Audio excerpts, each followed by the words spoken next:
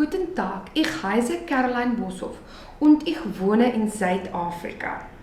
I'm very proud of my German ancestry, and until today, my favorite uncle stays in Hannover. My family names include Scherer, Minsterman, and Turno. My grandparents both still speak proper German, and although my German isn't very good, I can tell you what's my favorite word. Nachtisch. If grandma asks me, I want nachtisch, jawohl. I must say that that's me, but there's another side to me. And many people call me a child with a disability, but they will never know and understand what it really means to me. They don't know what it hurts inside. It hurts me so bad because the word disability actually implies that I can't do things. It implies that I'm not able to do things that normal people can do. And from a very young age, I decided that I am not going to allow the word disability to determine my future. And a little background story of my education. From a very young age, people could see that I'm different, that my work wasn't as good as the others, but they couldn't understand why. Why is this intelligent child speaking properly, doing everything, looking smart? Why can she just not read and write? Teachers thought that I'm lazy and I didn't want to work. But they never knew the real me and the real problem.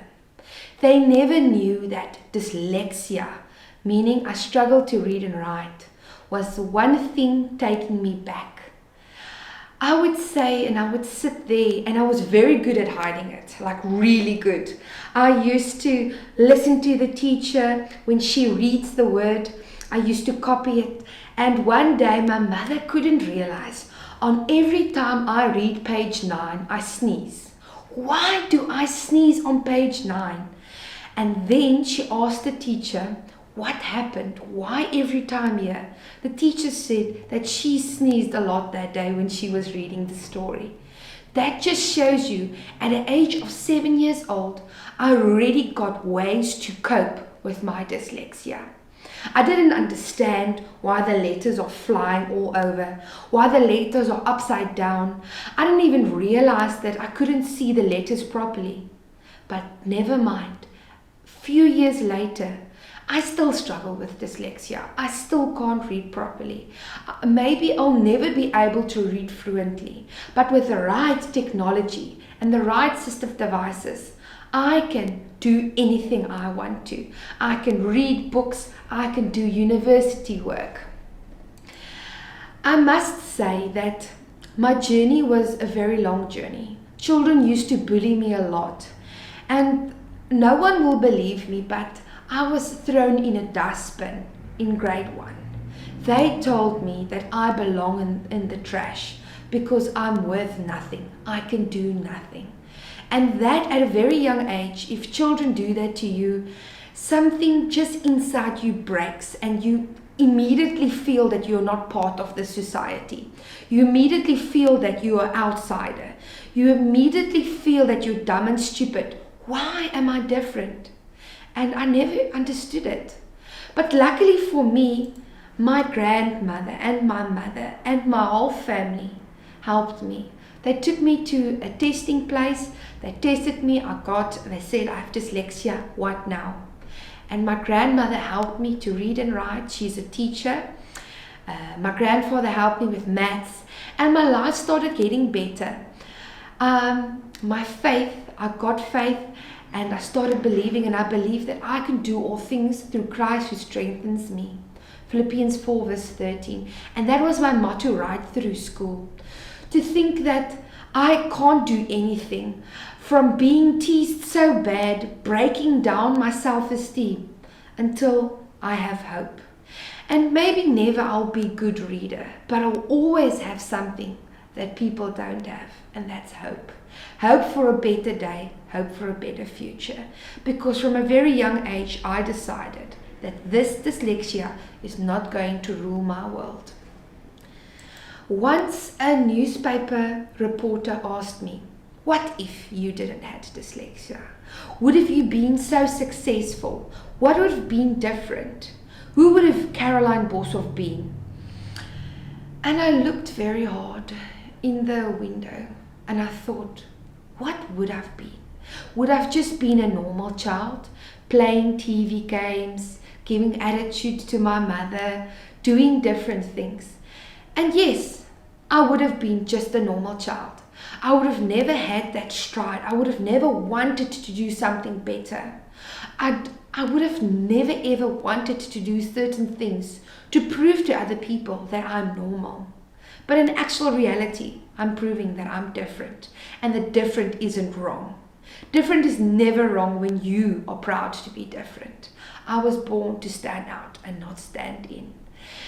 And people will always admire the successes I did. I'm currently in my second year at the University of Nelson Mandela, studying teaching. I came first in the Eastern Cape in my matric year. So in South Africa, that's the last year of academics. And I came first in the Eastern Cape for students with disability. And I did it. I looked down there at the stage when I got my trophy. And I didn't see one child who bullied me. I didn't see one that didn't believe in me. I only saw the people that loved me. I only saw the people that said I can do it. And that just shows that you should never ever listen to anyone that says you can't do it, because if you put your mind to it, you can do it. And that's one thing I'm happy that I decided to do, that I will never give up. I've done Science Expo here in South Africa, and I represented South Africa, and I came first place at the Kenya Science and Engineering Fair. I represented South Africa, and I have a disability. The sky's the limit. I appeared many times on the TV and newspapers because I'm an activist for people with disabilities. Because I believe with people with disabilities, no matter whether you're deaf, you can't see, if you have a physical disability, a mental disability, that you can do what you do the best. And you should believe in yourself, because no one else will. You should believe in yourself. You should get a structure of people that love you and that will support you. And that's one thing, that you should always and never be scared to speak from the heart. I would say that organizations like APD really helps people with disabilities, because they give you a home away from home. They will help you when you're in the need of most. Remember when the start of the video I said that I was in a very down valley. I was very upset. I was very sad. That's the whole thing. You should accept your disability. Once you accept it, anything is the sky's then the limit. But it's very hard to accept. Even me, that I'm 20 now, it's sometimes very hard for me to accept. Because every time if I have to read something, I must tell, listen, yeah, I can't do it. And every time it happens again and again, and later on it's very sore, it's a touchy subject. But you must accept it. It's the first step. Like Martin Luther King, I had a dream. But my dream wasn't a big dream to change the world. My dream was a small dream to change myself. Being different of other children isn't easy. And to know your limitations is very hard. But the first thing you should do is you should believe in yourself. And I accepted it. I believe in the Lord that gives me strength.